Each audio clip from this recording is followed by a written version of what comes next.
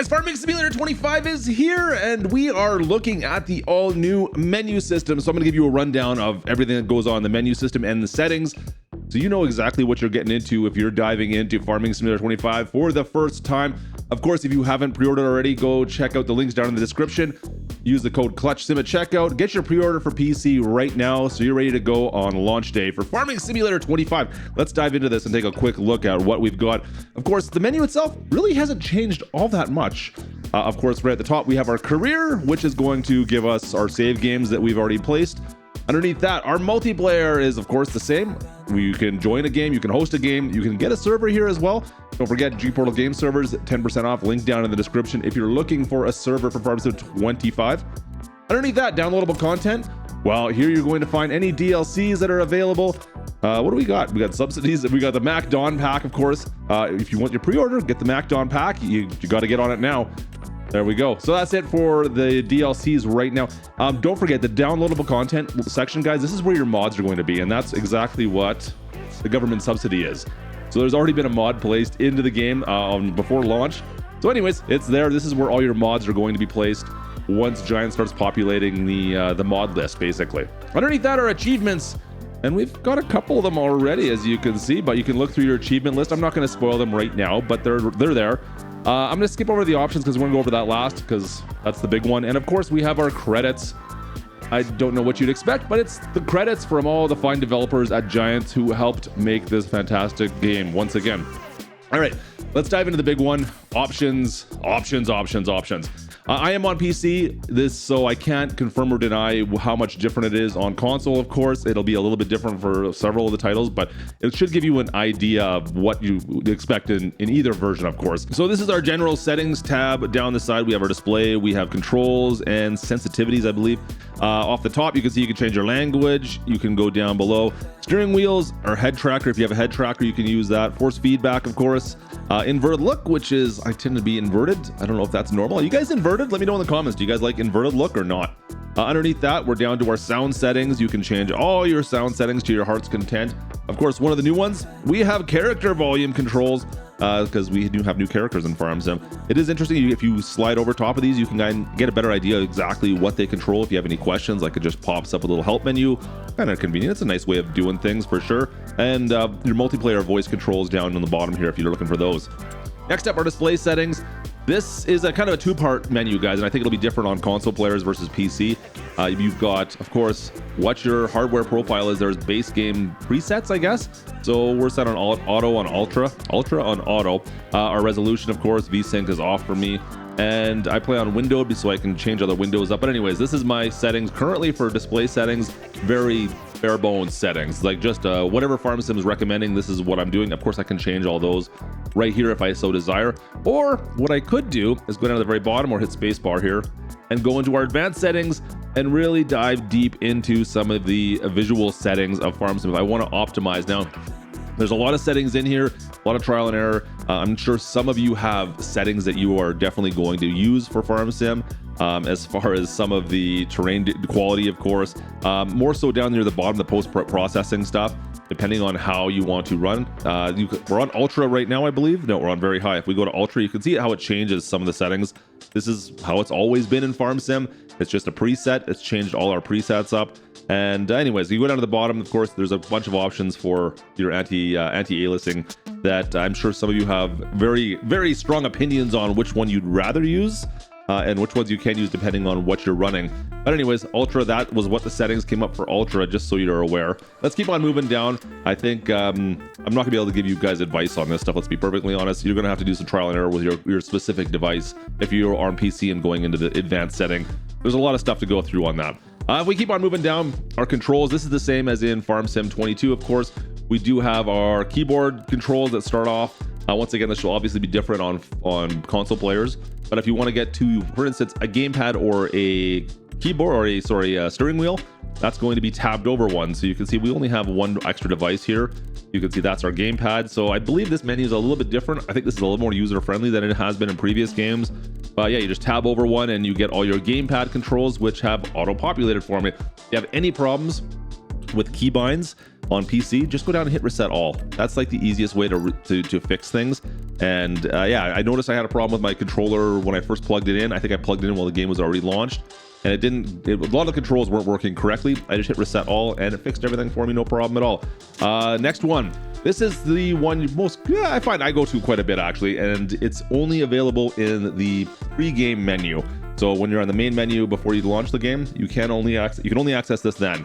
And this changes our dead zones and our sensitivities for our controllers and our steering wheels. So you'll want to be able to go to, which I don't have my wheel hooked up right now, but if I had my wheel hooked up, I'd be able to change down the dead zones down to 0, for example. If for my controller, I usually run my controllers at a higher sensitivity. I usually go all the way up to 200% on my controllers, just for the thumb sticks, so they are fully activated and fully sensitive. I'm a very sensitive person. What can I say? All right, there we go. So that is your control options for out of game, I should say. Let's dive in game and we'll take a look at the options there. All right, so we are in game now, and we're gonna go through the menu system in game. This is the standard start menu that shows, well, all our different operations. This is not the build menu. I call it the start menu, regardless of which. First off, of course, you get your crop type menu with the PDA here. You can see we're on the Asian map. I will try to pronounce it, but it just never works out that well. We've got our crop types, of course, and this works just like it pretty much always has. You can select everything and turn things off or on depending on what you want to see. As we tab over, you get your growth state, so you can see what's growing, what's cultivated, what's harvested. If you want to have a better look at that, once again, these are all turn offable. That's still a word. Yes, it is. Soil composition, nothing's changed here, guys. I think if you've seen Farm Sim 22, Farm Sim 19, you're familiar with how this all looks, but this changes. Tells us how our fields are sitting, if there are weeds in them, if they need to be fertilized, if there's lime, what do you need to put in them, basically. Keep on moving down. There is just kind of the mini map.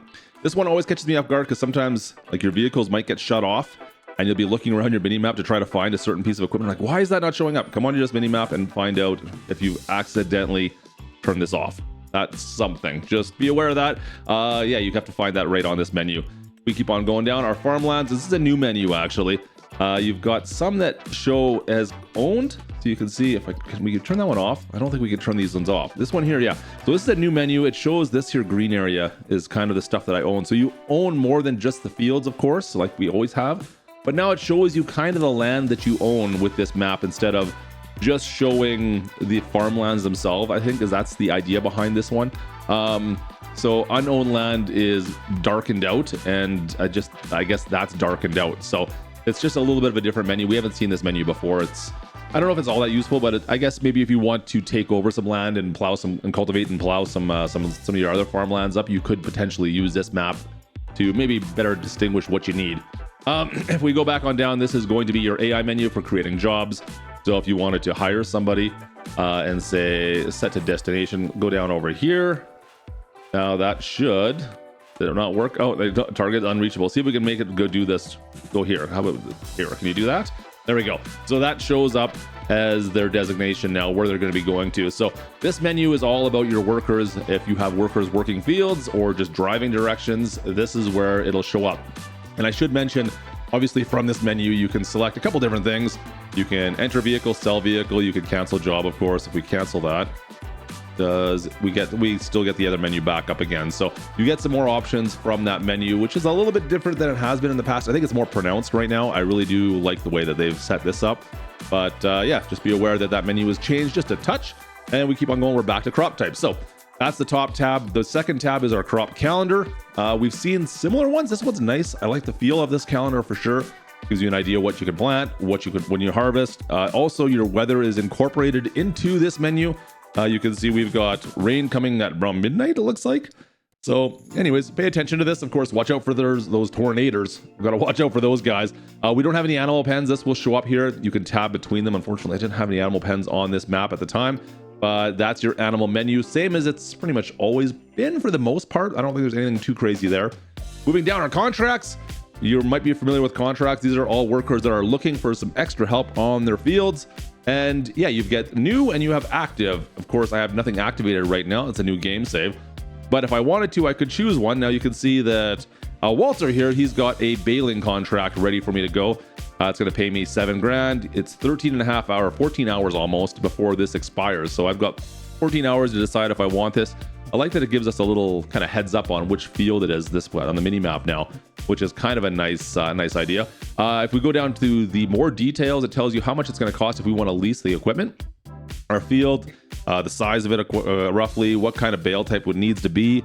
And yeah, there you go. That's pretty much all the information, a little bit more information about the equipment. Like I said, you can once again borrow equipment, or you can just accept the contract. If you already have a square baler and a tractor that can handle it, you can just accept that contract. Or if you need to, you can borrow it. Now, so if I accept it, say I wanted to take that contract, it shows up in our active, and it'll give us a progress bar right here as well, showing us how far we've come along inside that contract. If for some reason we can't do it, we can just say, you know what, I don't want to do this contract anymore. I cancel it off.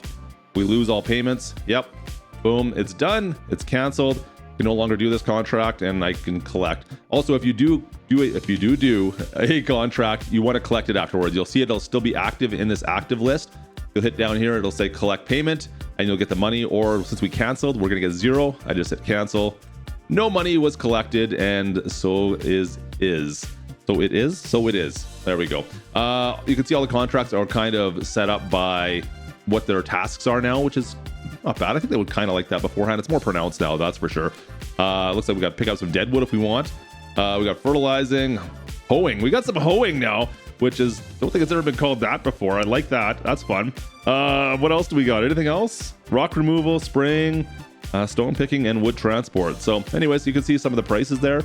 Not a bad way to make some extra money, guys. If you're new to Farm Sim, contract work is a great way to get started and really test out a whole plethora of equipment. Just saying. Next up, this is our factories, our production chains in the last tab, or this fourth tab. You can see the production chains also include our greenhouses. So we'd have an idea what's going on in our greenhouses. So we've got some rice saplings being grown right now for our rice productions. You can see it gives you an idea how much water we have, what the outgoing product's going to be. Like I said, it just takes 3 water for 1 rice sapling. So if we were to put water into this greenhouse, we would all of a sudden start getting our rice saplings. That's all it would take. And we could start using that to, well, plant or potentially sell. Underneath that, we have a mushroom greenhouse as well. And you can see once again, it's just water for mushrooms. Both of them do they have different levels? So 1 water for 5 of those, and 1 water for 3 oyster mushrooms. So there you go. It shows you what you have. It'll start building up once we start storing, of course. Tells you how many cycles per month. I think this is all fairly standard. If you've seen Farm Sim 22's production chains, very similar. But there are a bunch of other production chains in game now that will be added to the list if you purchase them. So for instance, if we go over to available, like I said, you can purchase any of these production chains by going to them. So for instance, if I wanted to go to the bakery, I could hit visit, and it's going to warp me right to the bakery. Hey, look at that. We're at the bakery. We're at Robin's Bakery. And if we wanted to, we could purchase this guy, of course. And from there, if we had the 150,000, we do have 150,000. Let's take a quick look. We've got it. That's our bakery right now. We can go back to the old menu now, and it should be in our list. There it is. And it tells you everything that we need for outgoing products. We need the cakes. We need like all these things. If we just need bread, all we need are the flour, of course. So anyways, that's the way to make your production chains. That's all that menu's for. Let's keep on scrolling down into this. The new prices menu. I still have a beef with this. I'm still a little upset at times. We're going to talk about that in a bit here. Just stay tuned. Really like this menu personally. It gives you a really good idea of the commodities you have, what you currently own, and it has a list of all the commodities in game. That's a long list for base game Farm Sim, by the way. This is crazy, the amount of commodities we have down here. It says no different from previous titles if you've played before, but it tells you your prices. So we're on barley. It tells us the prices for the 3 places we can currently sell the commodity to, how far away it is from our current location, and what the sell price is right above us there. So you've got, those are the main information, of course. Once again, if you click on one of these, you can tag the place, or some of them you can visit, I thought, from this menu. Maybe not. Yeah, I guess not. So you can just tag it so you know where to go. Also, when you tag one of these places, so if I tag it and we go back in game, we get a nice little indicator now showing exactly which direction to go, instead of having to look at the mini map or having the big green line. The green line is gone. The green line's gone, guys. I know, it's unfortunate. I kind of like the green line sometimes. Next menu is our vehicles. These are vehicles we own, what their valuation is. You can kind of select through them. You can sell them from this menu. Once again, you're still better off to sell at the shop. It tells you the condition they're in. Unfortunately, we can't repair from this. I thought we'd be able to repair from this menu. That's not a thing. So yeah, you just have your basically your farm information for all your vehicles is located underneath this menu. Our hand tools, we currently don't have any hand tools to speak of. Finances, this is the one that I was upset with, guys. Once again, we only have 5 months of information for our farms. I want to know at least a year. Giants, make this happen. This has to be longer. 5 months is not enough. I need to know what we did last August. Minimum last August, I need to know what our details were. So hopefully this is something that we can get at some point. Please make that happen. Also, this is the menu in the finance menu where you borrow money. If you need a loan, you have to come to this menu right here and come down to the bottom and click borrow. So you can see, you can't see because my head's in the way. Let me scroll that over. There we go. Now you can see as we borrow money, our finances are going up down here. It is interesting sometimes is that you'll notice that the time frame for this to update from this is a little bit slower. So got rid of all the money. There it goes. It takes a little bit of time. It's caught me off guard a couple of times, but regardless of which, the balance does update with the balance down on the bottom of your books down here. So anyways, only 5 months, not the year plus that I was hoping for. Hopefully that gets changed at some point. We'll have to wait and see on that. All right, so let's move my noggin back over to the far side. Our last menu is going to be our settings menu. This is the game settings. Of course, we could save in here. And then we have our 3 settings controller, or 3 settings and controller options. The help menu. Let's talk about the help menu quickly, because if you have any questions on Farm Sim, they are really good. You don't necessarily get, of course, an instruction manual like the old school games we used to get when we were just little ones. Now you get, well, everything that's in here. Since it's only base game right now, I believe once we get some DLCs, you might be able to tab this one over and see more options, but we're in base game, of course. And you can go through and select anything and find more information on, well, anything that you could possibly think of, I think, in this. They did a really good job. This is crazy, the amount of information that's in here, guys, from literally everything. So if you have any questions on any of this stuff, once again, if you're new to Farming Simulator, I would highly recommend just spending some time and going through this. It'll give you some ideas, potentially on something maybe you're forgetting about. And of course, going to the Farming Simulator Academy with the QR code, or just over to farmingsimulator.com, you can find it there, is also a great resource for those who have more questions, because I think Farming Simulator can be a little intimidating for new players, and this is a great place to start. All right, so that is that. Let's back this back on out. We're back to our main settings menu. Like I said, of course, quit game is right here. That takes us back to the main menu. Our game settings, you've seen most of these before, but they have changed slightly. So the nice thing they've done this with, so we have these 3 here: game settings, general settings, and control. If I go to game settings, you can see we have the 3 settings up on the top here. So I don't need to go back out and back in. I can just quickly tab between these if I need to, which is really quite handy, I find. Once again, the settings are for the most part the same as kind of what you've seen, but there's extra ones now. We've got our crop destruction, our field state options, our vehicle control options for like automatic engine start, which I personally do not like to have automatic engine start. I want to start it myself. And then your AI worker option, that's a big one, of course. Make sure we turn those off typically if you want. It's up to you. Do what you want to do, but that's all options. Our disaster destruction, guys. If you don't want your disaster destruction, you can turn that off. Now, I don't think there's a way to turn off the disasters, mind you. So you still get hail, you still get tornadoes, but you can make it so there's no destruction on it at least. The general game settings, these ones here, we do have some American settings down here you might see, guys. So we're miles, we got Fahrenheit, we got acres as options, and of course dollars, pounds, euros, depending on what currency you prefer. If we keep on scrolling down, our radio options, our camera options, some input control options here. So if you want to make the camera more snappy, like I have it up to 300%, you can change all that. Set more sound options, once again, same as the previous menu. Nothing too out of the norm here. And then lastly, our controls. Once again, you can see we have the same control menu we saw in the base, or the main menu system before we launched the game. Nothing has changed there.